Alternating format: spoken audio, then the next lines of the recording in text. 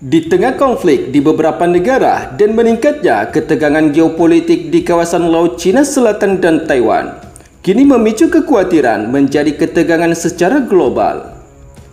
Pasalnya Amerika Serikat yang menjadi rivalitas Cina di wilayah Laut Cina Selatan dan Laut Cina Timur, kini meningkat pada level tertinggi dari sebelumnya, di mana Amerika Serikat akan segera mendirikan pangkalan militer baru di rangkaian Pulau Nansei di wilayah barat daya Jepang dan Filipina, serta militer Amerika Serikat akan menempatkan unit rudal untuk melindungi sekutu Taiwan-nya. Sementara pengerahan unit rudal tersebut akan dimaksudkan ke dalam rencana operasi gabungan pertama Amerika Serikat dan Jepang untuk mengatasi kemungkinan gesekan yang melibatkan Taiwan dan Cina. Menurut sumber media informasi Kyodo yang kami kutip pada 4 Desember 2024, unit-unit militer yang akan ditempatkan di wilayah tersebut adalah Resimen Pesisir Marinir Amerika Serikat yang memiliki sistem roket artileri mobilitas tinggi HIMARS peluncur rudal ganda. Pembangunan pangkalan militer ini juga melibatkan pasukan bela diri Jepang sebagai salah satu negara sekutu utama Amerika Serikat di kawasan Asia. Selain itu, penempatan pangkalan militer Amerika Serikat ini disinyalir adanya kemungkinan gangguan keamanan yang dialami Taiwan telah meningkat.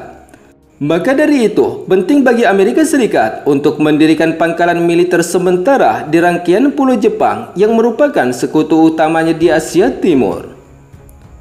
Dalam pembangunan pangkalan militer Amerika Serikat di wilayah Jepang ini, pasukan bela diri Jepang atau SDF juga akan terlibat dalam dukungan logistik untuk unit marinir, termasuk memasuk bahan bakar dan amunisi mereka.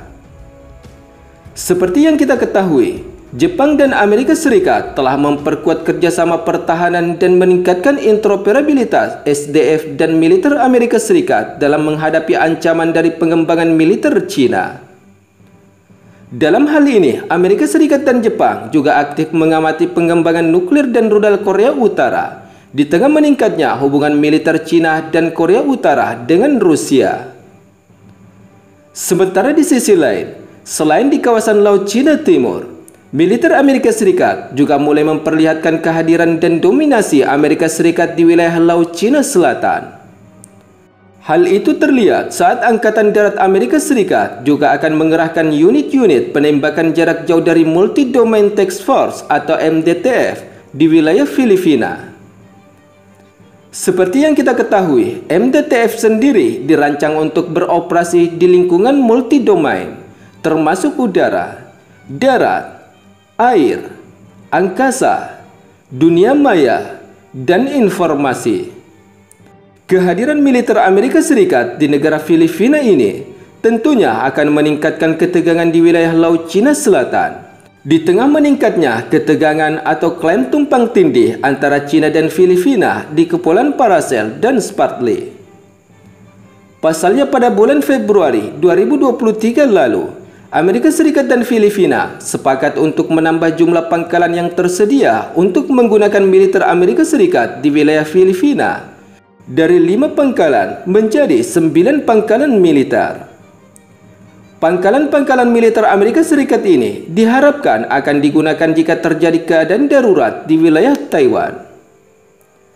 Sementara di sisi lain, persaingan geopolitik Amerika Serikat dan Cina di kawasan Laut Cina Selatan dan Laut Cina Timur tentunya memicu kekhawatiran dunia. Pasalnya kehadiran Amerika Serikat di wilayah tersebut memicu respon keras dari Cina. Menurut sumber media informasi Reuters yang kami kutip pada 4 Desember 2024, Cina kini kembali murka dan bersumpah melakukan tindakan balasan yang tegas atas penjualan senjata Amerika Serikat yang baru-baru ini disetujui ke Taiwan. Selain itu, Cina juga menyampaikan keluhannya terhadap Amerika Serikat karena mengatur kunjungan Presiden Taiwan, Lai Ching-te, transit melalui wilayah Amerika Serikat. Sementara menurut Departemen Luar Negeri Amerika Serikat yang menyetujui potensi penjualan yang diperkirakan bernilai 380 juta US dollar Amerika Serikat tersebut, adalah sebagai bagian dan dukungan untuk suku cadang dan radar pesawat jet tempur F-16 ke Taiwan. Penjualan tersebut diumumkan beberapa jam sebelum Presiden Taiwan, Lai Ching-te, berangkat untuk mengunjungi 3 sekutu diplomatiknya di Pasifik, dengan singgah di Hawaii dan wilayah Amerika Serikat di Guam.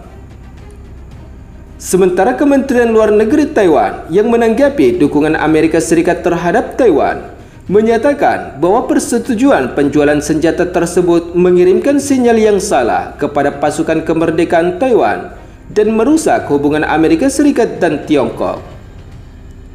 Selain itu, Kemenlu China juga mengatakan dalam sebuah pernyataan terpisah bahwa mereka dengan tegas menentang segala bentuk pertukaran resmi antara Amerika Serikat dan Taiwan dan mengutuk keras Amerika Serikat karena mengatur transit tersebut.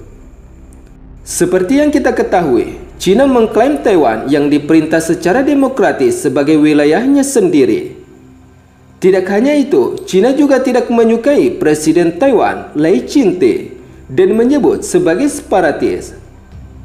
Sementara itu, Amerika Serikat terikat oleh hukum untuk menyediakan Taiwan sarana untuk mempertahankan diri meskipun tidak ada hubungan diplomatik formal antara Washington dan Taipei, yang terus-menerus membuat Beijing marah, sedangkan Taiwan menolak klaim atas kedaulatan China.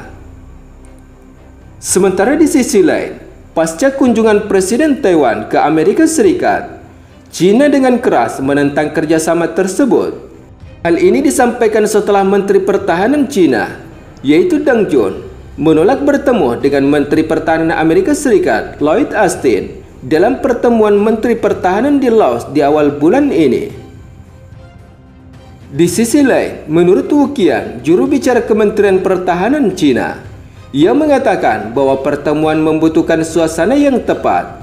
Apakah Amerika Serikat tidak tahu apa yang telah dilakukannya untuk merugikan kepentingan inti China? Sebagaimana pernyataan Wu Qian. Sementara di sisi lain, seperti yang kita ketahui, selain wilayah Laut Cina Selatan yang kini sedang memanas, China dan Taiwan juga kian menjadi perhatian internasional di tengah dominasi China dan Amerika Serikat di wilayah tersebut.